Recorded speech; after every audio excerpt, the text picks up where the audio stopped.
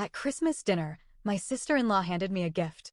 I opened it and froze. Inside was a divorce packet, already signed by my husband. She smirked. He belongs with me. My husband said nothing. I smiled. Then you'll love my gift. When she opened it, she screamed. My husband, Ryan, and I had been married for 8 years. I thought we were happy. Sure, we had our ups and downs, but nothing that made me think divorce was even on the table. I trusted him. I thought we were building a future together. His sister, Sophie, had always been around. Too much, honestly. She and Ryan had always been close. She was his childhood best friend before I even met him, and she never really liked me. She had this way of inserting herself into everything, our date nights, our vacations, even our fights. But I never thought much of it. I should have. That night, we were all sitting in the living room after dinner, exchanging gifts. Everything was normal. Or at least, it felt that way.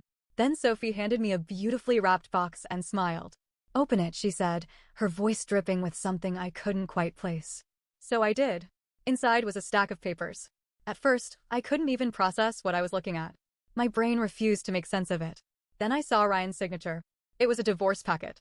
Already signed. I stared at it, my heart pounding. My hands started to shake. I looked up at Ryan. He didn't say a word. He just sat there, staring at the floor. I turned to Sophie. She was smirking. That's when she said it. "He belongs with me." The room fell silent. The kind of silence that makes your ears ring. I looked at my in-laws. My mother-in-law's mouth was slightly open, eyes darting between us. My father-in-law just shook his head and let out a sigh. Ryan still wouldn't look at me. He just sat there, his jaw clenched. It felt like I had been punched in the stomach. I took a deep breath, steadying myself. My mind was racing, but I forced myself to stay calm. I looked at Sophie, right in the eye, and I smiled. "Then you'll love my gift," I said. I reached into my bag and pulled out a manila envelope. Sophie's smirk faltered. She hesitated before taking it. I could see the curiosity in her eyes, the slight flicker of fear. She opened it. She barely made it past the first page before she screamed. And that's when everything exploded. Sophie's scream wasn't just shock.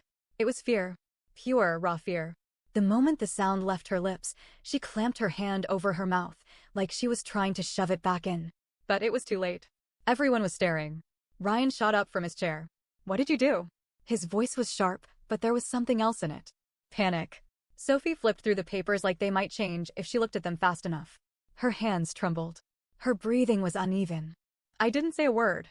I just watched. Sophie turned to Ryan, eyes wild. "You told me you fixed it." "Fixed what?" My mother-in-law stood up slowly. "What's going on?" No one answered. Ryan snatched the papers from Sophie's hands. The moment he saw what was inside, his face lost all color. Good. Because inside that envelope wasn't just proof of their affair. That was only the beginning. I knew something was wrong before I had any proof. Ryan had been distant for months. Coming home late. Guarding his phone like it held nuclear codes. It wasn't just work stress. It wasn't just needing space. Something was off. And then there was Sophie. She had always been around too much, but lately it was different. She was smug. She would give me these little smiles, like she knew something I didn't. It made my skin crawl. So I started looking. At first, I just checked his phone when he was asleep. Nothing. Then I went through our shared bank accounts. That's where I found it. Money. Thousands of dollars. Draining out. At first, I thought maybe he was gambling. Or hiding an affair with some other woman. But then I saw the transactions. Payments to Sophie. I felt sick. I dug deeper. Hired a private investigator. And what he found made my stomach turn. Ryan wasn't just cheating on me with Sophie. He was stealing from me. I own a small boutique marketing firm. It's my life's work. I built it from nothing. And Ryan? He had been forging my signature on business documents. Transferring money out of our joint savings. Taking loans in my name. Sophie was helping him. They were planning to take everything. They had already signed the lease on a new condo in Miami. Paid for with my money. I sat in my office, staring at the papers, feeling like the air had been knocked out of my lungs. But I didn't cry. I didn't scream. I got to work. Ryan was still holding the papers. His hands were shaking. Sophie looked like she wanted to vanish into the floor. I crossed my legs and leaned back. "You should keep reading." He did. And his eyes went wide. Because on the next page was a legal notice from my lawyer. I was suing them both. For fraud, identity theft, and embezzlement. I had all the proof. Ryan's fake signatures. The stolen money. The property lease. Everything. My mother-in-law snatched the papers from his hands, scanning them. Her face twisted in confusion. Then horror. then rage. She turned to Sophie. Tell me this isn't true. Sophie didn't answer. Ryan finally found his voice. You can't do this. We're married. That money is, I cut him off. No, Ryan. My money. My business. My name. You stole from me. My voice was calm, controlled. But inside, I was burning. Ryan shook his head, like he could somehow undo everything. We can fix this. I laughed. Oh, you already tried. But see, I got there first. Because while they were sneaking around behind my back, I was moving ahead of them. I had already emptied our joint bank accounts, froze the credit cards, sold the house. They had nothing. Ryan stepped forward, his voice dropping. Let's talk about this privately. No. No more secrets. No more whispers. They had made this public. They wanted to humiliate me? Fine. Now it was their turn. I pulled out my final card. A USB drive. I handed it to my father-in-law. Plug it in. Sophie let out a strangled no, but it was too late. The TV lit up. And suddenly, the whole family was watching security footage from a hotel lobby. Ryan, Sophie, kissing, holding hands, walking into a room together. My mother-in-law gasped. My father-in-law's face turned red. Sophie covered her mouth. Ryan just stood there, frozen. I stared at them both. Merry Christmas. Sophie's scream was sharp, raw, like she had just been stabbed. Ryan turned to her, panicked. What is it? She didn't answer. She just clutched the papers like she could make them disappear if she squeezed hard enough. The whole room was dead silent. The only sound was the fireplace crackling. Ryan grabbed the papers from her hands, scanning through them. His face went pale. Where the hell did you get this? I tilted my head, smiling. I don't think that's the question you should be asking. Ryan's hands were shaking as he flipped to the next page. That's when the real panic set in. Because it wasn't just the fraud charges. It wasn't just the stolen money. There was an arrest warrant attached. I had spent weeks gathering evidence. My PI had done his job well. There were bank records, transaction logs, and even surveillance footage. But there was one thing I hadn't expected to find. Sophie and Ryan weren't just stealing from me. They were laundering money. Apparently, Ryan had gotten in deep with a shady real estate deal. Something about flipping properties with unreported cash. At first, I thought it was just him. But Sophie's name was on some of the contracts, too. And that's when it hit me. They weren't just screwing me over. They were breaking the law. So I made a phone call. To the IRS. Ryan took a step back, shaking his head. This isn't real. This isn't real. Sophie looked like she was about to pass out. You wouldn't. I leaned forward. Oh, but I did. My father-in-law grabbed the papers from Ryan's hands, reading through them. His face hardened. My mother-in-law gasped. What the hell is this? Ryan bolted for the door. That's when the sirens started. I had met with a lawyer. Told them everything. By the time we were done, my case wasn't just civil, it was criminal. Turns out, when you forge someone's name on business documents, banks don't like that. Neither do the feds. So I gave them everything. Every bank transaction, every fake signature, every contract. And they took it very seriously. They told me Ryan and Sophie were already under investigation. My evidence? It was the missing piece they needed. And then came the kicker. The lawyer looked at me and said, if this goes forward, your husband could be facing jail time. I smiled. Good. Red and blue lights flashed through the window. Ryan froze. Sophie let out a choked sob. My mother-in-law put a shaking hand over her mouth. No, this can't be happening. Ryan turned to me, desperate now. Please, we can fix this. I stood up, grabbing my coat. You should have thought about that before you stole from me. The cops knocked on the door. Sophie collapsed to the floor, crying. Ryan? He turned to run. Big mistake. The knock at the door echoed through the house, slicing through the tense silence. Ryan stood frozen. Sophie's breath came in ragged gasps. My mother-in-law clutched her chest like she might faint. My father-in-law's face was unreadable, but his jaw was clenched so tightly I thought he might break a tooth. Another knock. This time, a voice followed. Charleston PD, open the door. I turned to Ryan, arms crossed. Are you going to get that, or should I? For the first time, Ryan looked afraid.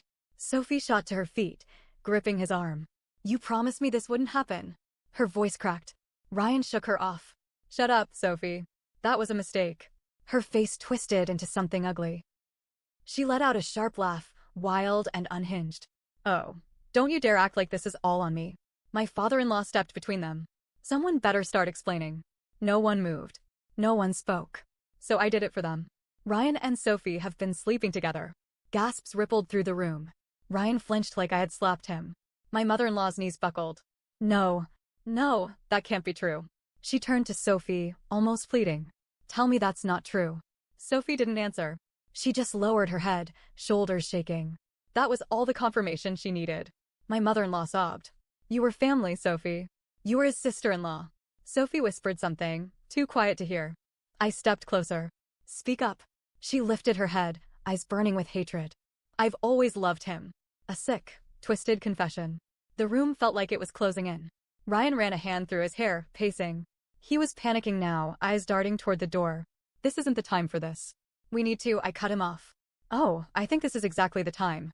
Because I wasn't done. Ryan didn't just cheat. He stole from me. He laundered money. He put everything in MY name and thought he could just disappear and start over. I turned to Sophie. With you. My father-in-law looked disgusted.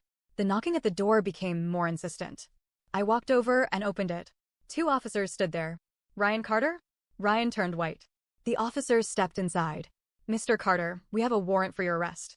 You're being charged with fraud, identity theft, and financial misconduct. Ryan bolted. He barely made it past the hallway before one of the officers tackled him to the ground. Sophie screamed, scrambling after them. Stop. You don't understand. This is her fault. I let out a laugh. A full, genuine laugh. Oh, this should be good. Sophie turned on me, her face red, streaked with tears. You're the reason he had to do this. You never made him happy. You were selfish. You slap. My mother-in-law's hand connected with Sophie's face so hard that it echoed. Everyone froze. Sophie stumbled back, stunned. My mother-in-law's chest heaved. Her face was wet with tears. How dare you? Her voice shook with pure rage. How dare you stand here in my house and act like you're the victim? Sophie whimpered. But I shut up. That came from my father-in-law. His voice was dangerous. He turned to Ryan, who was now being handcuffed. You're no longer my son. Ryan snapped. Oh, please. He barked out a bitter laugh. Spare me the dramatics, Dad. You never gave a damn about me. Not really. His father's eyes darkened. You did this to yourself. Ryan looked around desperately. Mom? Please. She shook her head, crying. I don't know who you are anymore. The officers started leading Ryan toward the door. And that's when Sophie lost it. She lunged at me. This is your fault. You ruined everything. I stepped aside, letting her fall flat on her face. No, Sophie. I just made sure you paid for it. One of the officers grabbed her arms, pulling her up. She's not under arrest, but I'd suggest she leaves before she makes things worse for herself. Sophie tried to shake them off, sobbing. Ryan, tell them it was all her fault. Ryan. But Ryan wasn't looking at her anymore. He just stared straight ahead, jaw clenched. He wasn't going to save her. Ryan was taken away in the back of a police car. Sophie collapsed on the couch, wailing, but no one comforted her. I turned to my in-laws. My mother-in-law wiped her face. Her eyes were swollen. I'm so sorry. I nodded. I wasn't mad at them. They were just as blindsided as I was. I grabbed my coat. I should go. Sophie laughed bitterly from the couch. Yeah, run away. Just like always. I walked over to her, crouching down so only she could hear. I won. Her face crumpled. I walked out, leaving her in her misery. Ryan took a plea deal. Got 5 years in prison. Sophie tried to fight me in court, but she had nothing. She lost everything. I sold the house. Moved to New York. My business? Better than ever. And for the first time in years, I was happy.